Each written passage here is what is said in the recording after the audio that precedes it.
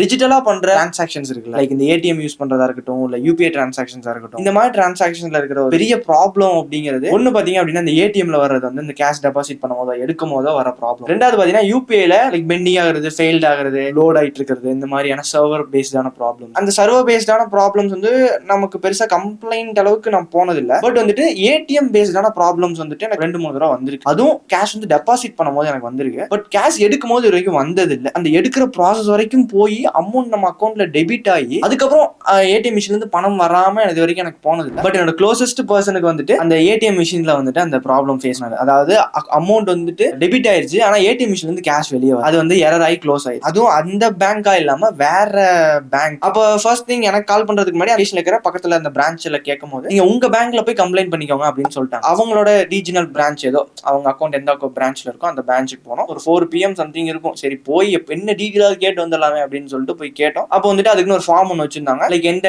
Time and date, அப்புறம் வந்து ஏடிஎம்க்குன்னு ஒரு கோட் இருக்கு. தென் அது வந்துட்டு லைக் நீங்க ஏடிஎம் மிஷின் பார்த்தாலே அங்க மென்ஷன் பண்ணிருப்பாங்க, இல்லைன்னா அந்த மீன் லைக் பக்கத்துல பிரான்ச் இருக்குன்னா அங்க கேட்டாலும் சொல்லுவாங்களாமா. அதுக்கப்புறம் என்ன டைம், என்ன லொகேஷன், பிரான்ச் சம்பந்தப்பட்ட டீடைல்ஸ் எல்லாமே பாத்துக்கோங்க. அதுக்கப்புறம் அந்த ஃபார்ம் கொடுத்து அவருக்கு பாத்தீங்க அப்படின்னா ஒரு 2 or 3 டேஸ்ல அக்கௌண்ட்ல வந்து அமௌண்ட் வந்துருச்சு. அதாவது ஏடிஎம்ல நடந்த இஷ்யூக்கு அமௌண்ட் வந்து ரீஃபண்ட் ஆயிருச்சு. அதே மாதிரி யூபிஐ டிரான்சாக்ஷன்லயும் சேம் எரர் வந்தது. அதையும் வந்துட்டு நாங்க டைரக்டா பிரான்ச்ல கேட்டோம். அவங்க ஒரு 5 ல இருந்து 7 நாள் அப்படின்னு சொன்னாங்க. ஃபர்ஸ்ட்லாம் வந்துட்டு 3 to 5 days தான் நானே நிறைய பேருக்கு சொல்லியிருக்கேன். பட் இப்ப நான் ஒரு பிரான்ச்ல பேங்க்ல கேட்கும் போது அவங்க வந்து 5 ல இருந்து 7 ஒர்க்கிங் டேஸ் ஆகலாம் அப்படின்னு சொல்லியிருந்தாங்க. பட் அதுவும் பாத்தீங்கன்னா ஒரு 2 days சம்திங் வந்துருச்சு. ஒன்றும் பிரச்சனை இல்லை, உங்க பிரான்ச்ல போய் ஒரு கம்ப்ளைண்ட் லெட்டர் மட்டும் எழுதி கொடுத்துட்டு வந்துருங்க. ப்ரோ லெட்டர் எப்படி எழுதி கொடுக்குறதுன்னு தெரியல அப்படின்னா நானே எப்படி எழுதணும் அப்படிங்கிற ப்ரிப்பரேஷனா சாட் ஜிபிடில முன்னாடியே வந்துட்டு இந்த மாதிரி ஒரு பிரச்சனை ஆயிருக்கு தமிழ்லேயே தான் பேசினேன். அது வந்து ஒரு லெட்டர் ஃபார்ம் கொடுத்தது. ஏன்னா அது ரெடியா வச்சுக்கிட்டேன். அங்க போயிட்டு அவங்க ஃபார்ம் இருந்ததுன்னு எனக்கு தெரியாது. இப்ப இருக்கு ஃபார்ம், பட் ஃபர்ஸ்ட்லாம் வந்துட்டு கிடையாது. மோஸ்ட்லி லெட்டர் எழுதி கொடுக்க சொல்லுவாங்க. நான் முடிஞ்ச அளவுக்கு நீங்க கொஞ்சம் ஃப்ரீயா விட்டுறாதீங்க. சில பேர் வந்து லைக் அந்த ஃபார்ம் லைக் நீங்க கொடுக்குற ஃபார்ம் வந்து அவங்க மிஸ் பண்ணலாம், இல்லை என்ன வேணா நடக்கலாம். அதனால ஒரு 5 days or 7 days அவங்க கிட்ட டைம் கேட்டுக்கோங்க. சொன்ன டேட்ல இருந்து வரலைன்னா நீங்க போய் ரீகால் பண்ணி கேட்கணும். ஏன்னா வந்துட்டு எனக்கு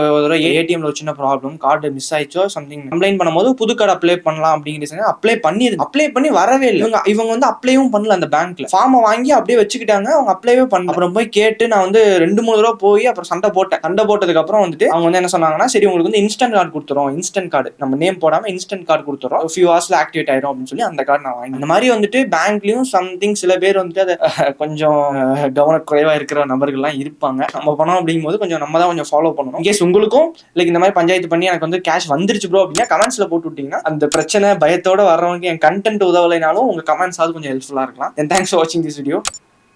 Peace.